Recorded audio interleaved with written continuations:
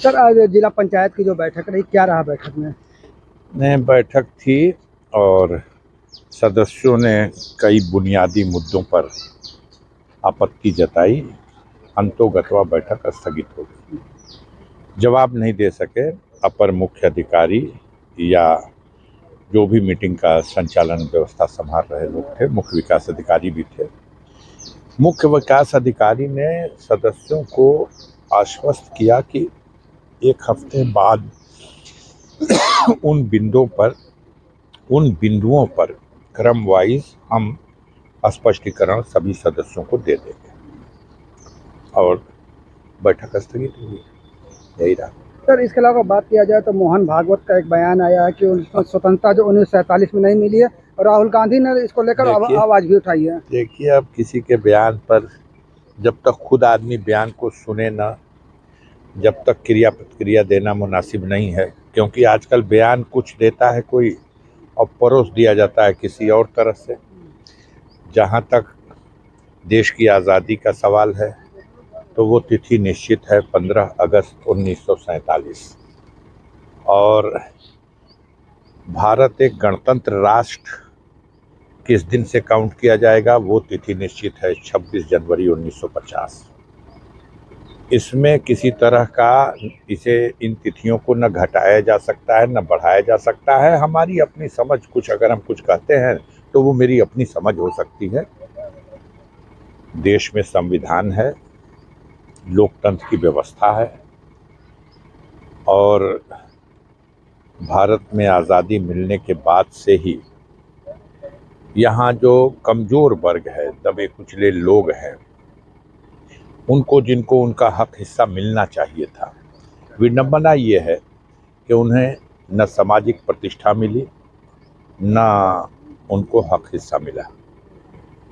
विषय यहाँ है, अब इस विषय से ध्यान हटाने के लिए कि कोई रोजी रोजगार की चर्चा न करे, कोई चिकित्सा व्यवस्था कितनी बदतर है इस पर चर्चा न करे, कोई कानून व्यवस्था की गिरती हुई स्थिति, जो आए दिन हत्याएं हो रही हैं, बलात्कार हो रहे हैं, जघन्य घटनाएं घट रही हैं, इन पर कोई चर्चा न करे।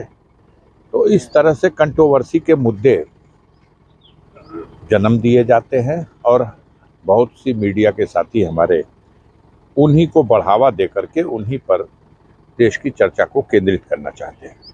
राहुल गांधी का एक बयान आया है कि उनकी लड़ाई जो इंडियन स्टेट से है, इसको, इस बयान को क्या माना जाए?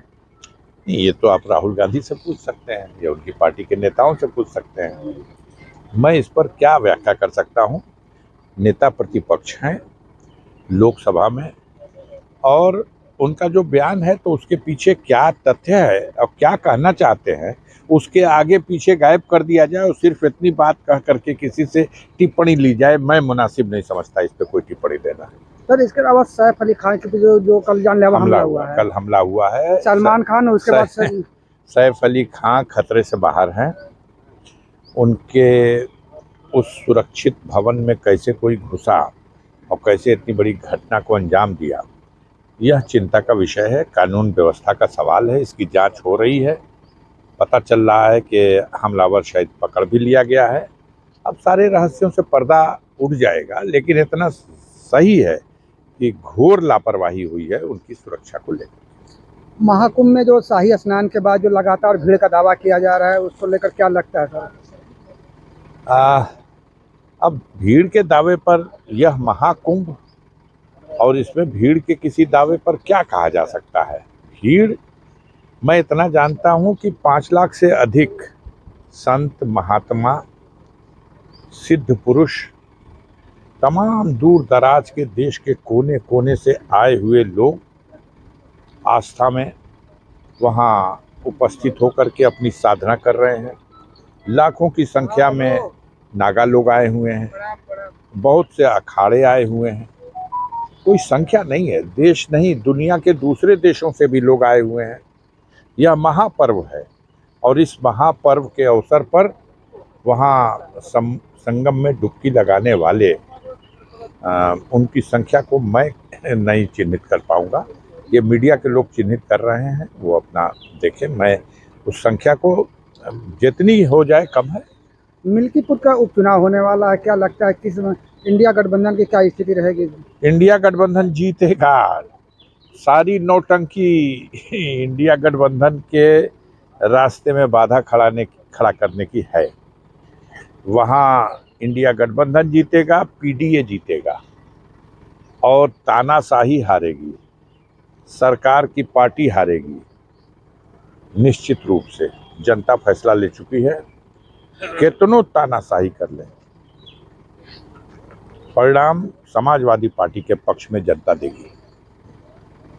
नमस्कार।